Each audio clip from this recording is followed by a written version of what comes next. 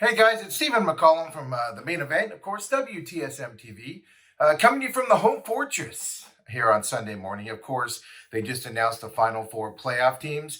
You can always catch us here at the main event on WTSM TV or on all the podcast systems, of course, Apple, Spotify, Podbean, iHeart, all of it's out there. Of course, it's me, Dale Hellestrey, Izzy, and Jeff as we get through it. But I'm coming to you this morning from the home fortress because the final four are announced. Number one, Michigan. Number two, Washington. I don't think that was a surprise at all. I was kind of surprised that the committee didn't put Washington as number one with their strength of schedule. I felt the Rose Bowl might have been a better matchup position for them. No complaints, though, between those two at all moving forward.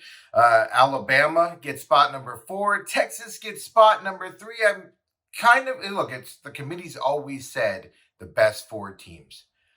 Alabama's one of the four best teams out there, folks, and some could argue Georgia's up there. Florida State, it is not. The consternation that was going on ESPN right now and across the country, how they feel sorry for Florida State. Unfortunately, your best player got hurt, and you've looked terrible since you're not one of the four best teams. It's time to move on from that. Texas getting into me is the interesting one, 12-1. Big 12. Look at the strength of schedule, all the stats to put it in your favor, Texas fans. Your team's boring.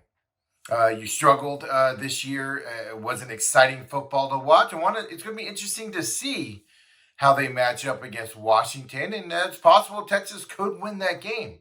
I just think that right now, sitting at the home fortress, that's going to be a big mismatch when it comes to Michigan and or Alabama in the second half. And I know Texas fans are going to say, well, we beat Alabama in Tuscaloosa this year. The amount of people that are discounting the early season loss by Alabama, it's kind of shocking to me because people just want to ignore that teams get better or worse throughout the season. People just want to hang on to the fact that they beat them in Tuscaloosa, which at the time was a fantastic victory. 100%. But at the same time, teams change. And teams get better, teams get worse. And Alabama's gotten better as the season got on. So I think it was exciting with this Final Four that for the first time in a long time, there was actually debate over who can get in, where you can actually argue your point.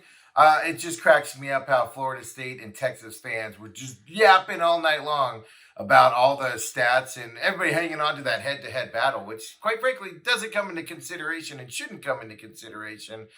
Did. Because if it came into consideration, shouldn't Georgia be considered to be in the top four as well? Because who do they lose to? The SEC champion, who is now in the tournament.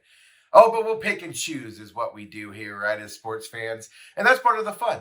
But this was the first year, shockingly enough, is the last year where there was some debate on who can get into this tournament. I didn't think it was too much of a debate, other than the committee has sold us on it has to be the top best teams, the four best teams in this tournament. And I don't know how you don't include Georgia in that as well. Yes, they lost their final game, which automatically implies that they aren't, playing well at the end of the season. I totally get that as well. I'm fine with the matchups. To me, it doesn't matter. This championship game is going through Michigan. Michigan has an opportunity to win this. It's Michigan's tournament to win. Going into this is what I believe, and I don't really care who the other three teams are. Michigan should take care of business. But it's interesting this year as well, because Michigan has never won a playoff game in the 2 times before that they've been there. This is their third. So a lot of interesting stuff. And most importantly, other than Alabama, we are going to have a new winner here in this tournament. If Alabama goes through and wins it, obviously repeat one there. So look, the last year of the four, this is what this championship four should have always have been. And it never was this way. It was always just a dominant team, maybe two dominant teams and another two out there. So at least we finally, in the last time, get what we wanted.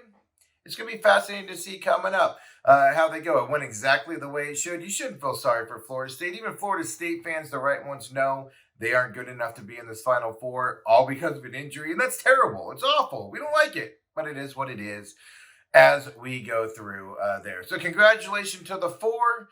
And we'll be on the show Monday morning, of course, talking about this some more. And I'm sure Dale will tell me where I'm wrong on this video, like he always does. So join us, WTSM TV Live, if you're a subscriber, Basic, Live, or Premium.